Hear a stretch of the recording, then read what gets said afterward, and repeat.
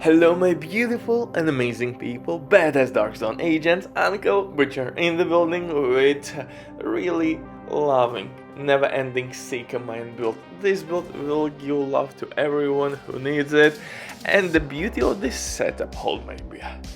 Skills can reappear pretty much instantly if they will kill enemies, so those skills which deal damage can re-earn themselves. If that sounds something interesting to you, then welcome to the insanity. The one and only Uncle Butcher will smash some booty cheeks today.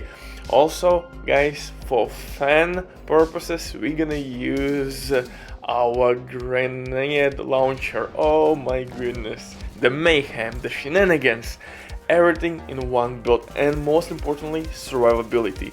You may already notice that I have bonus armor and I'm getting it from Bloodsucker talent. We have tons of synergies to cover here, buckle up, let's start. So guys, we are using of course Seeker Mines, an artillery turret or assault turret, it depends what difficulty you're gonna tackle.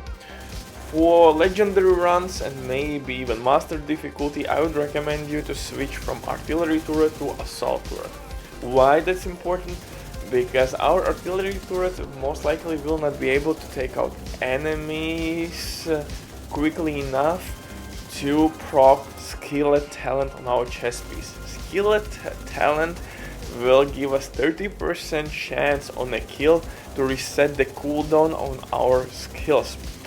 For example, if you're gonna throw Seeker Mines in a way that they are still on battlefield, not exploded yet, but already they have cooldown, you can actually achieve crazy effect when your Seeker Mines are taking out enemies, and you're gonna get instantly from those kills your Seeker Mines back. If you didn't get Seeker Mines, you can use artillery turret to finish some non-elites or enemies that are low on health, and in the second wave get your Seeker Mines back. Or on legendary difficulty with assault turret. Assault turret will help you a lot. You can pretty much target one enemy and assault turret can take it out eventually. It has really good DPS, so you have a couple ways how to play this build. For specialization, demolition is to increase our explosive damage. Of course you will increase your team's damage as well. Not much, but hey, sometimes the tiny bit of advantage is all you need in this game. For the weapons, here I'm using FAMAS with preservation talent for additional layer of survivability, and to kick some balls I'm using of course TDI pistol. Nah, I'm just kidding. We are using TDI pistol only to proc overcharge, but my main weapon here will be of course St. Elmos Engine Exotic Assault Rifle, which will work with Wild's Exotic Mask debuff together really well. We're gonna apply shock effect, boom, Wild's Mask debuff will be applied on those poor asses. So, to me, perfect synergy. Also, we're gonna apply status effects with our grenades. How? Because grenades will apply bleed damage. The same story goes with artillery turret. Artillery turret will apply bleed damage to our enemies. So, as you see right now on your screen, Changa received Wild's Mask debuff from shock bullets, crazy cool synergy, and enemies has no resistance against this debuff. So crazy combo. Try this build. For chest piece, I'm using perfect skillet talent. This one will give us 30% chance to reset our skill cooldowns with a kill. Like I said, you have crazy synergy here actually, where your Seeker Mines can re-earn themselves. If you're gonna throw Seeker Mines far away, you will notice that Seeker Mines haven't exploded yet, but already cooldown has been started. And in that case, if Seeker Mines can take out enemies, actually Seeker Mines will delete cooldown for themselves. And for example, for your artillery turret, if it's dead, and get 2 skills with 1 kill back. That's crazy synergy.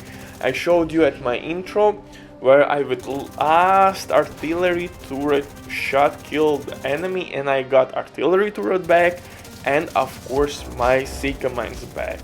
So you have to little bit understand how to use Seeker mines and your damage skills in general to get the most out of skill and talent, but trust me, once you will understand how to play with it, you will have shit ton of fun. DPS will not be a problem because same Elmos has really good damage and we have crowd control. For survivability, I'm using Bloodsucker talent, and since I'm using Palisades piece, each kill will not only give me bonus armor but also additional 10% armor back on kill, which will work with skill kills. We're gonna proc of course Bloodsucker and stack it. If you want more maybe assault rifle damage, you can do this simple switch. You can take out Heartbreaker 2 pieces out, which are giving us 15% additional LMG and assault rifle damage, and switch for switch to one Fenris piece, which will provide us with 10% additional assault rifle damage, and name it Picaro's holster, which will give us armor or skill tier, and as minor attribute it has 10% additional weapon damage, so you are gaining like 25% weapon damage, so that's really handy.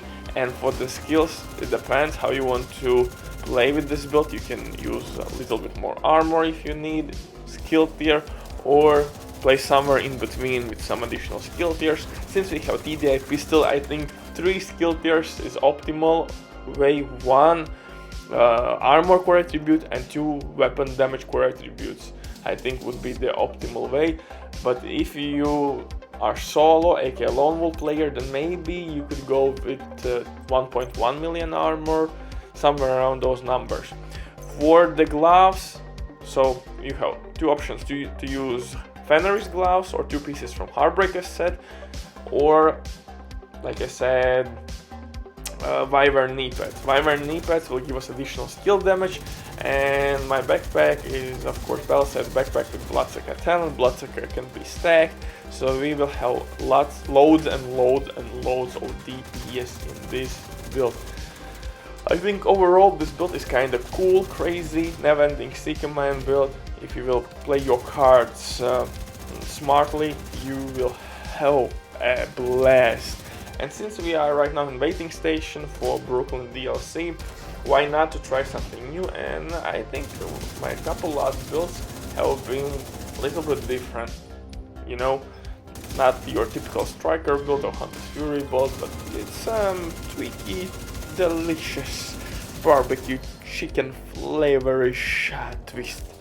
So until Butcher drops the mic, stay safe, love you all, see you in the next one, bye.